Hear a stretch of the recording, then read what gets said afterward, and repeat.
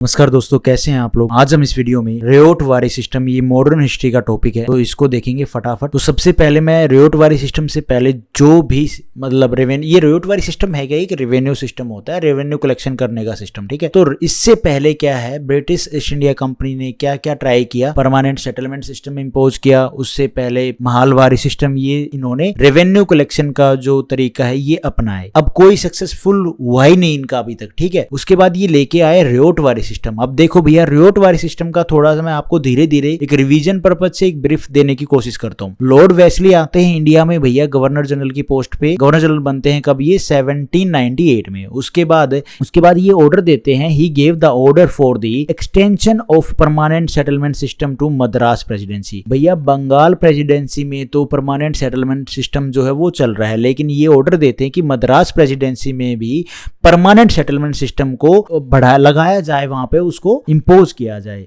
लेकिन यहाँ पे प्रॉब्लम थी, मद्रास में परमानेंट सेटलमेंट सिस्टम इंपोज करने का, जो ये रेवेन्यू कलेक्शन का जो सिस्टम इंपोज कर रहे थे, इसमें गलतियां नहीं, प्रॉब्लम थी, जिसकी वजह से ये इस चीज को ये इंपोज नहीं कर पा रहे थे। अब क्यों, क्या क्या गलतियां थी, पॉइंट तो ये आता है क्यों नहीं, क्या क्या गलतियां थी। तो क्या था, जमींदार जो क्लास है, जैसे बंगाल में क्या बड़े बड़े जमींदार थे, तो वो क्लास एग्जिस्ट करती थी। वैसे ही मद्रास में क्या है, जमींदार क्लास एग्जिस्ट ही नहीं करती थी मद्रास प्रेसिडेंसी में। On the place of zamindars Poligars were existed, और जमींदार्स की जगह पे क्या है, पॉलीगर जो होते थे वो एग्जिस्ट करते थे। लेकिन जो ये पॉलीगर्स थे ना, ये अलग थे जमींदार से। अब वो कैसे अलग थे, देखो भाई, देखो ये पीजेंट हैं जो भैया खेती कर रहे हैं, ग्राउंड पे जो खेतों में खेती कर रहे हैं, वहां से टैक्स कलेक्शन करना था किसको, पॉलीगर्स को। और पॉलीगर्स क्या है, वो टैक्स कलेक्ट करके किसको देते, ब्रिटिश ईस्ट इंडिया कंपनी को, जो फिक्स रेवेन्यू होता था, जो भी ब्रिटिश ईस्ट इंडिया कंपनी के द्वारा सेट किया हुआ होता था। अब यहाँ पे प्रॉब्लम है, पॉलीगर्स वर रिकॉग्नाइज एज जमींदार, लेकिन ये ऐसा ब्रिटिश ईस्ट इंडिया कंपनी सोच रही थी कि पॉलीगर्स को हम एज ए जमींदार ही समझेंगे, लेकिन जो पॉलीगर्स थे वो डिफरेंट थे जमींदार से। वो कैसे, तो हम थोड़ा सा बैकग्राउंड समझ लेते हैं पॉलीगर्स का, कि किन रीजन की वजह से ये जमींदार से अलग थे। तो देखो भैया, so let's no background of Poligars. तो विजयनगर एम्पायर होता था साउथ इंडिया में, ये वाला जो पोर्शन है नीचे नीचे का, जिसमें आप कह सकते हो कर्नाटका, केरला, तमिलनाडु, आंध्र प्रदेश, तेलंगाना, ठीक है। तो ये जो सारा रीजन होता था ना, ये वाला, तो इसमें क्या था, विजयनगर एम्पायर होता था। विजयनगर एम्पायर कब वो इस्टेब्लिश हुआ, 1336 में। अब यहाँ पे कौन जो मेन राजा थे जिनको कंसीडर किया गया, जो ग्रेटेस्ट रूलर था वो विजयनगर एम्पायर का, तो वो थे श्री कृष्णदेवा राया।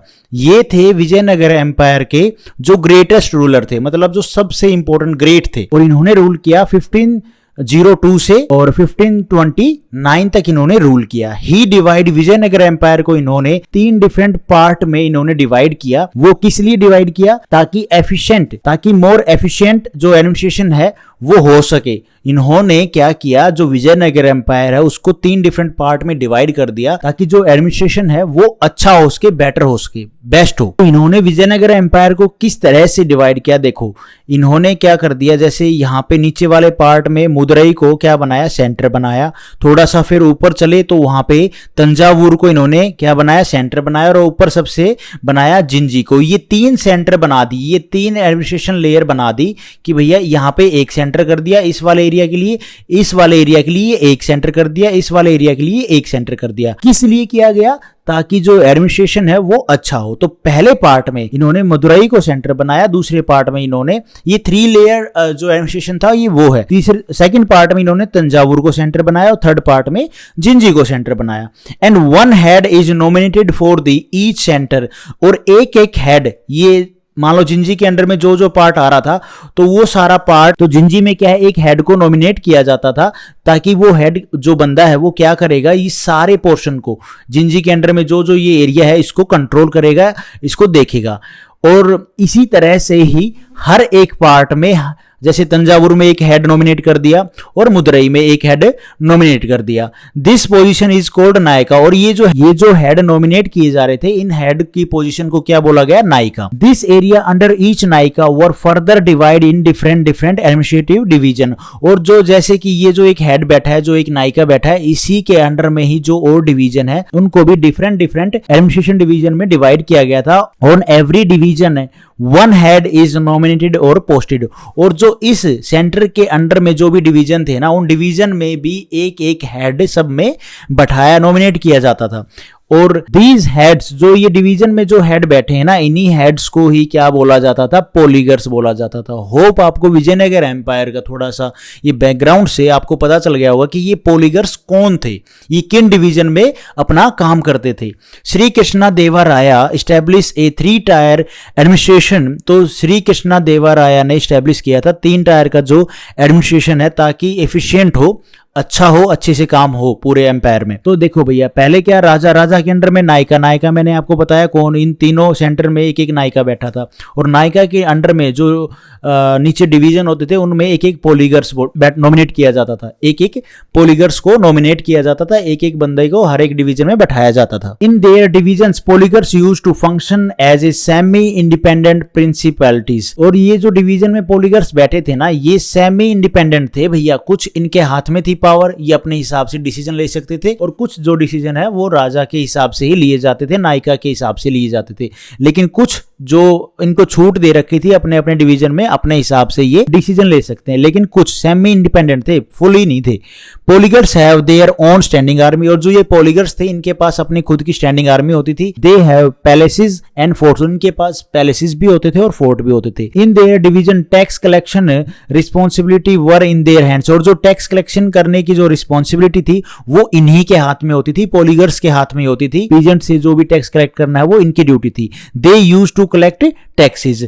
द कलेक्टेड, जो दी इन कलेक्टेड टैक्स, जो भी टैक्स कलेक्ट किया जाता था, उसका 1/10 पार्ट, मतलब 10th में से एक पार्ट है वो अपने पास ये रख लेते थे, और जो बाकी पार्ट है वो चला जाता था विजयनगर एम्पायर की ट्रेजरी में। मतलब क्या है, पहले ये भाई सारा जो भी टैक्स है उसको कलेक्ट करते थे, जितना भी हुआ उसका में से एक जो पार्ट है, मान लो 100 है हुआ, तो 100 में से एक पार्ट ये अपने पास रख लेते थे, फिर ये भेज देते थे जो भी टैक्स है वो नायिका के पास। अब नायिका भी अपने पास कुछ ना कुछ वो रखते थे, सेंटर वाले, जो सेंटर जिसके अंडर में हेड है, वो क्या है, कुछ ना कुछ पार्ट रखते थे, जो भी पार्ट भाई फिक्स किया हुआ होता था। और बाकी जो अमाउंट बचती वो फिर ट्रेजरी में चले जाती, किसके पास, राजा के पास चली जाती। राजा की जो ट्रेजरी है, विजयनगर एम्पायर की ट्रेजरी है, उनके पास चली जाती। तो मतलब तीनों के पास होते हुए जो भी पैसा है, जो भी कलेक्ट किया है, वो जाता था। मतलब वो पहले पोलीगर्स के पास आता, फिर वो नायिका के पास आता, और जो जितना फिक्स था वो अपने अपने पास रख लेते थे। किसी के पास 10 में से 1, नायिका के पास मान लो 2 रख लिया जाता था, या जो भी रखा जाता था, और फिर वो विजयनगर एम्पायर की ट्रेजरी में चला जाता था। Poligars use to maintain law and order. और पोलीगर्स की भी ड्यूटी थी वो लॉ एंड ऑर्डर को मेंटेन करे अपने अपने डिवीजन में। They invest in their divisions for prosperity and growth of their area. और उनकी ड्यूटी भी थी, वो क्या है, जो भी वो एक पार्ट ले रहे थे ना, उसमें से ही वो क्या है, कुछ इन्वेस्ट करते थे अपने अपने डिवीजन में, ताकि वहां पे ग्रोथ अच्छी हो, प्रोस्पेरिटी आए। लाइक वाटर बॉडी भैया, जो भी खेती के लिए इरिगेशन ही मेन होता था, तो इरिगेशन के लिए कुछ ऐसे ऐसे स्टेप लेना, वाटर बॉडी बनाना, बुल कार्ट प्रोवाइड करना किसानों को, तो वो सारे क्या है, जो भी इन्वेस्टमेंट के लिए भी, ग्रोथ के लिए, वो सारे अपने स्टेप लेते थे। Over the period of time poligars started acting as a local ruler when Vijayanagar empire weak. और जब विजयनगर एम्पायर वीक होने लगा, तो जो ये डिवीजन में बैठे पोलीगर्स थे ना, तो ये कैसे काम करने लगे, सारा काम अपने हिसाब से। पहले ये सेमी इंडिपेंडेंट थे, लेकिन जैसे जैसे इनको लगा ना विजयनगर एम्पायर अब वीक हो रहा है, तो ये सेमी से फुली होने लग गए, मतलब फुली इंडिपेंडेंट, अपने हिसाब से सारे डिसीजन लेने लग गए थे। तो विजयनगर एम्पायर फिर जब टूटता है, तो वो किस किस पार्ट में टूटता है, देखो, मैसूर में टूट जाता है, जो ये कार्नेटिक है इसमें टूट जाता है, और ये त्रावणकोर में टूट जाता है। ये वाला पोर्शन त्रावणकोर, ये मैसूर, और ये कार्नेटिक, ठीक है। ऊपर आप देखोगे नॉर्थन सरकार थी, जो मैंने आपको पीछे वाले जो टॉपिक है उनमें कहीं ना कहीं आपको बताया है। तो समझ गए जो विजयनगर एम्पायर था वो कैसे टूटा, किसमें, मैसूर में और कार्नेटिक में, और ये क्या है, त्रावणकोर इसको, इस वाले एरिया को बोला जाता था, जो आज के टाइम में क्या है, केरला और कुछ तमिलनाडु का जो पार्ट था उसको। अब आओ भैया थोड़ा सा जो टूट गया पार्ट, जो टूट के जो विजयनगर एम्पायर है टूट के कार्नेटिक बन गया, मैसूर बन गया, त्रावणकोर बन गया। तो ये कार्नेटिक वाला जो एरिया था ना, इसके नवाब थे वल्लजा। क्योंकि हम क्या पढ़ रहे हैं भैया, जो रेओटवारी सिस्टम है वो पढ़ रहे हैं, तो उसमें मैंने आपको थोड़ा बैकग्राउंड बता रहा हूँ पोलीगर्स। तो अब हम आ जाते हैं ब्रिटिश टाइम पे। अब कार्नेटिक के जो नवाब है वो है वल्लजा, और वल्लजा बने थे किसकी हेल्प से, ये बिकम नवाब बने थे with the help of British East India company की हेल्प से ये नवाब बने। दैट्स व्हाई अब ये कैसे बने, ये क्या है, तो ये आप जो कार्नेटिक वॉर हुई है, स्टार्टिंग में मैंने वीडियो डाली, उनमें आप थोड़ा सा देख सकते हो, उससे आपको बेसिक आइडिया हो जाएगा। दैट्स व्हाई इन 1781 में क्या होता है, जो नवाब है Carnatic gave the management and control of Tinnevelly and Carnatic provinces to the East India company.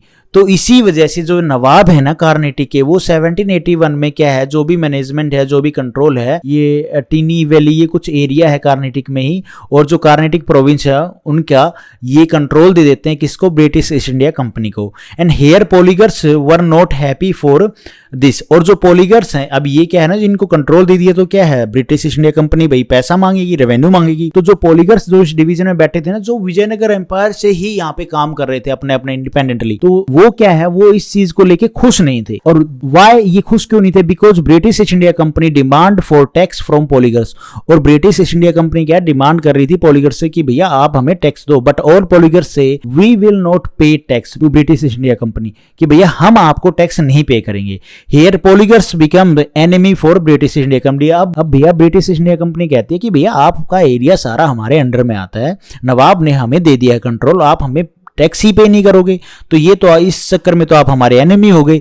और इनके बीच में बैटल स्टार्ट हो जाती है। फ्रॉम 1795 से 1799 तक इनमें क्या है, बैटल चलती है ब्रिटिश ईस्ट इंडिया कंपनी और के बीच में और पॉलीगर्स के बीच में।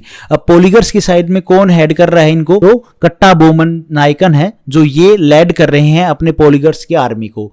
और ये क्या है, ये कट्टा बोमन नायकन है ना, ये भैया कहाँ के पॉलीगर्स हैं, ये हैं पंजालंकू रिची। तो ये पॉलीगर्स थे, ये कार्नेटिक में ही कोई एरिया होगा, वहां के ये पॉलीगर्स थे। कौन, कट्टा बोमन नायकन। तो आपको इनके बारे में पता चल गया, ये भी पॉलीगर्स ही थे, ये भी लेड कर रहे थे, लेकिन बस पॉलीगर्स आर्मी को किसके अगेंस्ट में, ब्रिटिश ईस्ट इंडिया कंपनी के अगेंस्ट में। और इनकी लड़ाई कब से कब चलती है, 1795 से 1799 तक। तो ये बात आप ध्यान रखना, मतलब इनके बीच में लड़ाई स्टार्ट हो गई है। भैया इनकी लड़ाई स्टार्ट होती है, तो जो पहली बैटल होती है उसमें तो पॉलीगर्स जीत जाते हैं, लेकिन सेकंड बैटल में ये हार जाते हैं। और जो ये पॉलीगर्स का हेड है ना, कट्टा बोमन नायकन, जो यहाँ पे मैंने नाम लिखना भूल गया, तो ये क्या है, ये भैया भाग जाते हैं एंड और छुप जाते हैं जाके कहाँ, पुडुकोट्टई फॉरेस्ट में। वहां पे कार्नेटिक का ही जो एरिया है, वहां पे कोई फॉरेस्ट था, पुडुकोट्टई जो फॉरेस्ट था, वो अगर आप ज्यादा सर्च करोगे तो आपको पता भी चल जाएगा अभी आज के टाइम में कहाँ पे है वो। तो उसमें जाके ये छुप जाते हैं क्योंकि ये हार जाते हैं। Further extension of permanent settlement system. अब सारा मसला तो क्या था, जो मद्रास वाला एरिया है, तो उसमें क्या है कि भैया जो ब्रिटिश ईस्ट इंडिया कंपनी है, ये रोयटवारी सिस्टम इंप्लीमेंट करना चाहती थी, वहां पे पॉलीगर्स इसके अगेंस्ट थे। फिर हमने देखा कि भाई मद्रास तो क्या है, कार्नेटिक में ही तो आता है ना, करना आप देखोगे जब आप मैप के हिसाब से, कार्नेटिक में ही मद्रास यहाँ पे पॉइंट करता है। तो इसी की वजह से पॉलीगर्स इनके अगेंस्ट थे, क्योंकि सिंपल सी बात है, ब्रिटिश ईस्ट इंडिया कंपनी क्या है, बंगाल में देखोगे जमींदार से टैक्स कलेक्ट कर रही थी उनके थ्रू। अब यहाँ पे इन्होंने अगर परमानेंट सेटलमेंट सिस्टम इम्पोज करना था तो इनको क्या पॉलीगर्स की हेल्प से ही थी, पॉलीगर्स ने मना कर दिया। अब मैंने आपको साथ में ही पॉलीगर्स का बैकग्राउंड भी बताया, ठीक है। और अब यहाँ पे वो पॉलीगर्स हार भी गए इनके साथ, ब्रिटिश ईस्ट इंडिया कंपनी के साथ में। तो उसके बाद ये क्या करते हैं, further extension of permanent settlement system जो बंगाल में चल रहा है वाज स्टॉप, उसको स्टॉप कर दिया जाता है मद्रास में प्रेसिडेंसी में, क्योंकि यहाँ पे भी वो परमानेंट सेटलमेंट सिस्टम स्टार्ट कर देते हैं ऐसे ही रेवेन्यू कलेक्ट करने का, क्योंकि इनको दिखता है कि भैया कोई ऐसी क्लास एग्जिस्ट ही नहीं करती जो पीजेंट से हमें टैक्स कलेक्ट करके देगी। अब तो परमानेंट सेटलमेंट सिस्टम तो यहाँ पे इंपोज नहीं कर पाए क्योंकि फेलियर हो गया, पॉलीगर्स अगेंस्ट इस चीज के। तो ये क्या करते हैं, British also not happy with permanent settlement system. और ऐसा नहीं है पॉलीगर्स ही हैप्पी नहीं थे, ये ब्रिटिश भी हैप्पी नहीं थे। अब ये क्यों हैप्पी नहीं थे, क्योंकि भैया यहाँ पे परमानेंट सेटलमेंट सिस्टम में जो टैक्स है वो फिक्स कर दिया गया था, जिसकी वजह से वो सोचते हैं ब्रिटिश कि भैया हमारा रेवेन्यू तो बढ़ेगा ही नहीं आगे, ये तो फिक्स हो गया हमेशा के लिए। तो इसीलिए ब्रिटिश ऑफिसर वो खुश नहीं थे, वर not happy with fix revenue, because income of British East India company will not increase. वो आगे फ्यूचर में वो नहीं बढ़ने वाली थी क्योंकि वो फिक्स थी। Here a new land revenue देखने को मिलता है कि न्यू जो लैंड रेवेन्यू है, जो ये मद्रास वाला एरिया है, इसमें क्या देखने को मिलता है, ये लेके आते हैं ब्रिटिश ईस्ट इंडिया कंपनी कहती है कि भैया छोड़ो ये बीच वाला सिस्टम, जो ये पॉलीगर्स से हम सोच रहे थे कि भैया ये हमें टैक्स कलेक्ट करके देंगे, हम अब सीधा काम क्या करेंगे, जो पीजेंट्स है ना, जो किसान हैं ग्राउंड के ऊपर जो काम कर रहे हैं, हम उन्हीं से ही टैक्स कलेक्ट करेंगे। तो क्या करते हैं ये फॉर्मर जो कल्टीवेटर और पीजेंट्स है, जिनको बोला गया क्या, रियोट्स, उनको क्या बोला गया, उनको रियोट्स बोला गया। That's why this system is called Riot वारी सिस्टम। ऐसा नहीं है जो ये रियोट वारी सेटलमेंट सिस्टम है, मतलब जो भी कंपनी है, जो ब्रिटिश ईस्ट इंडिया कंपनी है, वो डायरेक्ट पीजेंट से ही टैक्स कलेक्ट करेगी, तो ये पहले कहीं पे भी इंप्लीमेंट नहीं किया गया। स्मॉल स्केल पे ट्राई किया गया था, कहाँ पे, किसके द्वारा, कैप्टन अलेक्जेंडर रीड के द्वारा, कहाँ पे, बारह महल में। अबाउट बारह महल के बारे में अगर हम थोड़ी सी बात देखें कि बारह महल वाला एरिया, ये थर्ड एंग्लो मैसूर वॉर यहाँ पे हुई थी और जिसमें ट्रीटी ऑफ श्रीरंगापट्टनम हुई। तो श्रीरंगापट्टनम में क्या बोला गया यहाँ पे, as a part of treaty Tipu Sultan ceded half of the territory of to the British. और उन्होंने क्या, जब ये लड़ाई हुई थी ना थर्ड एंग्लो मैसूर वॉर, उसमें टीपू सुल्तान ने, और ट्रीटी हुई थी श्रीरंगापट्टनम, तो उसमें क्या टीपू सुल्तान ने अपनी जो हाफ ऑफ टेरिटरी है वो हार दी थी किसको, ब्रिटिश ईस्ट इंडिया कंपनी को। तो उसी टेरिटरी में ही 12 जो महल है वो पार्ट था। तो मतलब सिंपल सी बात है, 12 महल किसका पार्ट था, मैसूर का। तो वहां पे अलेक्जेंडर रीड ने क्या है, ये ट्राई किया था रियोटवारी सिस्टम, इस तरह से डायरेक्ट टैक्स कलेक्ट करना पीजेंट से। The ryotwari settlement was subsequently developed by and extended to all part of the Madras. और भैया ये जो रियोटवारी सिस्टम है ये वहां पे डेवलप, मतलब वहां पे इसको एक्सटेंड किया गया, इसको वहां पे डेवलप करके, और मद्रास वाला जो एरिया है प्रेसिडेंसी है उसमें इसको एक्सटेंड किया गया, इंप्लीमेंट किया गया। Except the permanently settled area. अब यहाँ पे क्या है, except the permanently settle area का मतलब क्या है, जो जिन एरिया में पहले से ही परमानेंट सेटलमेंट सिस्टम चल रहा है वहां पे तो नहीं, जो बाकी है उनमें इन्होंने इसको इंप्लीमेंट किया। और किसके द्वारा किया गया, थॉमस मुनरो के द्वारा, कब, 1820 में। अब ये कौन थे भैया, junior of captain Alexander read. ये जो कैप्टन अलेक्जेंडर रीड का मैंने आपको बताया ना 12 महल में इन्होंने ये ट्राई किया था, तो इनके ये जूनियर थे। इन 1820 में Thomas Munro become governor of Madras presidency from 1820 से और 1827 से। अब जो भैया ये थॉमस मुनरो थे ना, इन्होंने ही ब्रिटिश ईस्ट इंडिया कंपनी को मद्रास में बोला कि भैया आप चिंता मत करो, यहाँ पे पॉलीगर्स अगर एग्जिस्ट करते हैं तो आप उनसे बात करेंगे, आपको टैक्स वैक्स दिलवाएंगे, ठीक है। ये क्योंकि जो ग्राउंड लेवल पे काम कर रहा है जिस एरिया में, उसको पता है ना वहाँ पे लोग कैसे हैं, क्या से वहाँ पे काम हो रहा है, तो वो चीज़ें क्या है इनको पता थी। चलो ये चीज़ मैंने आपको स्टार्टिंग में नहीं बताई, लेकिन आप कह सकते हो। अब हम सीधा जो चल रही है बात उसी को कंटिन्यू करते हैं। इन 1820 में क्या है, थॉमस जो मुनरो है वो गवर्नर बनते हैं मद्रास के प्रेसिडेंसी के, कब से कब तक, 1820 से 1827 तक। इतना काम हो गया। अब क्या है, अब ये भैया इंप्लीमेंट भी कर रहे हैं। थॉमस मुनरो क्या है, गवर्नर जनरल भी बन गए मद्रास प्रेसिडेंसी के। इन रियोट वार सिस्टम में क्या हुआ, रियोट बिकम लैंड ओनर। और इन्होंने जो ये रियोट वारी सिस्टम लेके आए, इन्होंने भाई कुछ कानून बनाए। कानून में क्या बनाया इन्होंने, जैसे ये जो भी सिस्टम बना रहे थे ना रेवेन्यू सिस्टम, उसमें कुछ ना कुछ ये फेरबदल करते रहते थे ब्रिटिश ईस्ट इंडिया कंपनी वाले। तो इन्होंने रियोट वाले सिस्टम में क्या किया, जो रियोट हैं, जो पीजेंट्स हैं, जो धरती पे एग्रीकल्चर खेती कर रहे हैं, ऐसा नहीं वो बीच में कुछ भाई पैसा लेके कलेक्ट करके, नहीं, वो खुद खेती कर रहे हैं, तो उनको क्या इन्होंने राइट दे दिया कि भैया जो जहां खेती कर रहा है ना वो उसी की ही जमीन है, ठीक है। उनको लैंड ओनर बना दिया, उनको ओनर बना दिया उस जमीन का। और the right of ownership was made hereditary and transferable. और जो उनको ये भी पावर दे दी कि भैया जो ये राइट ऑफ ओनरशिप है ना, ये आपके आने वाली जो बच्चा होगा उसको चली जाएगी, उसको चली जाएगी, ऐसे करके आगे बढ़ती रहेगी। लेकिन अगर आप उसको ट्रांसफर भी करना चाहते हो तो वो भी कर सकते हो। लाइक जो जमींदार थे परमानेंट सेटलमेंट सिस्टम में, हमने बंगाल वाले एरिया में पढ़ा, परमानेंट सेटलमेंट सिस्टम की मैंने वीडियो डाल दी, आप वो देख सकते हो। तो जैसे ही जमींदार्स को ओनरशिप मिल गई थी, यहाँ पे अब जो ग्राउंड पे काम कर रहे हैं उनको ओनरशिप मिल गई। Also can give their land on rent. और वो अपनी जो धरती है, जो पीजेंट्स है ना जो खेती कर रहे हैं, ये अपनी धरती को रेंट के ऊपर भी दे सकते हैं किसी को, भाई आप खेती करो, सब लेट टुगेदर फॉर एग्रीकल्चर के लिए।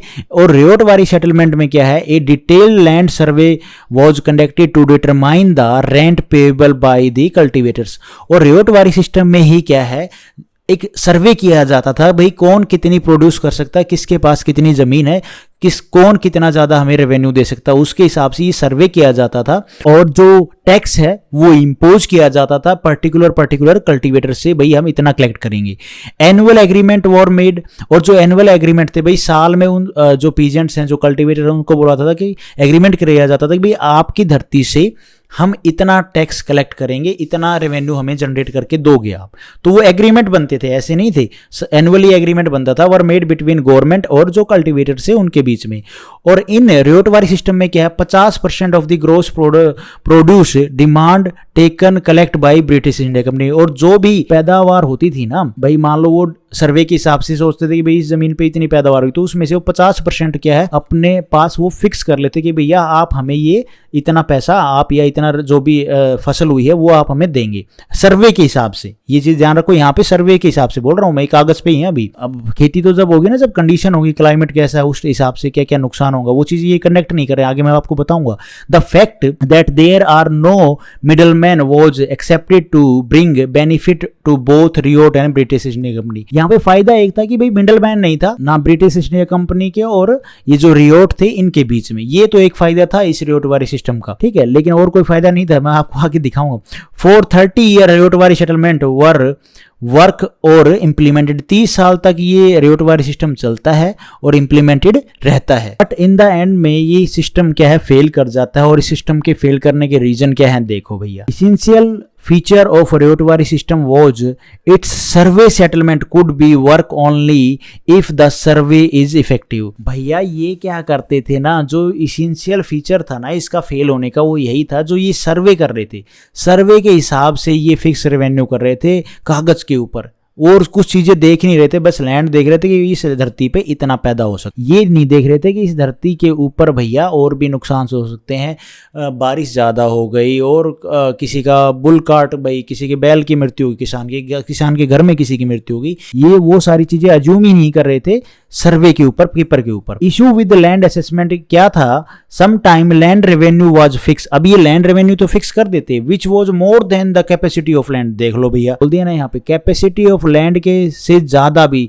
उस धरती की, उस जो रियोट है, जो जमीन जो खेती कर रहा है, उसके पास जितनी जमीन है ना, उस जमीन पे जितना प्रोड्यूस हो सकता है उससे भी ज्यादा ये फिक्स कर देते थे क्या, रेवेन्यू, कि भैया आप इतना रेवेन्यू हमें देंगे। उस जमीन की औकात भी नहीं है उतना प्रोड्यूस करने की, लेकिन उससे भी ज्यादा वो उस कल्टीवेटर को बोल देते थे कि भैया आप हमें इतना रेवेन्यू जनरेट करके दोगे। It was difficult for Riot, और ये डिफिकल्ट था रियोट्स के लिए कि भैया इतना रेवेन्यू वो पे करना, land tax. When ever there is any natural calamity, death in family, death of bull hawks were not considered in survey। और जो ये सारी चीजें हैं, घर में किसी की मृत्यु हो जाए, किसान एक है उसी की मृत्यु हो जाए, किसी बुल हॉक्स की मृत्यु हो जाए उनके पशुओं की, क्योंकि उस टाइम पे ट्रैक्टर नहीं होते थे ना, कोई भाई बारिश ज्यादा हो जाए या सूखा पड़ जाए, ये सारी चीजें तो वो कंसीडर ही नहीं कर रहे थे भैया सर्वे में। British East India company said if land revenue assessment fix then farmer ryot must pay revenue in the end of year.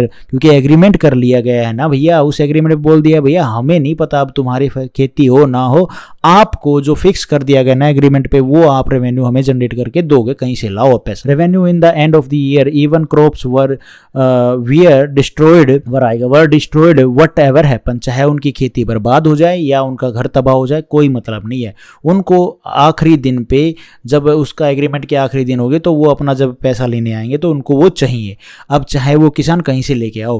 Corruption था ब्रिटिश ऑफिसर्स में। Area where ryotwari settle system were implemented Madras, कौन कौन से एरिया में जो ये रियोटवारी system था ये भाई इंप्लीमेंट था, मद्रास, बॉम्बे और सिंध और असम में। अब आपको रीजन पता चल गया किस लिए फेल हुआ। मेन रीजन था जो ये सर्वे कर रहे थे, ये कुछ और नेचुरल जो चीजें हैं ना, जो कैलेमिटी हो सकती है, जो नुकसान हो सकते हैं, उन चीज़ों को तो कंसीडर कर ही नहीं। होप आपको रियोटवारी सिस्टम का एक बेसिक्स आइडिया हो गया होगा। Thank you for watching this video. Video आपको ठीक लगी तो लाइक करना गाइज, चैनल पे नए हो तो सब्सक्राइब करना।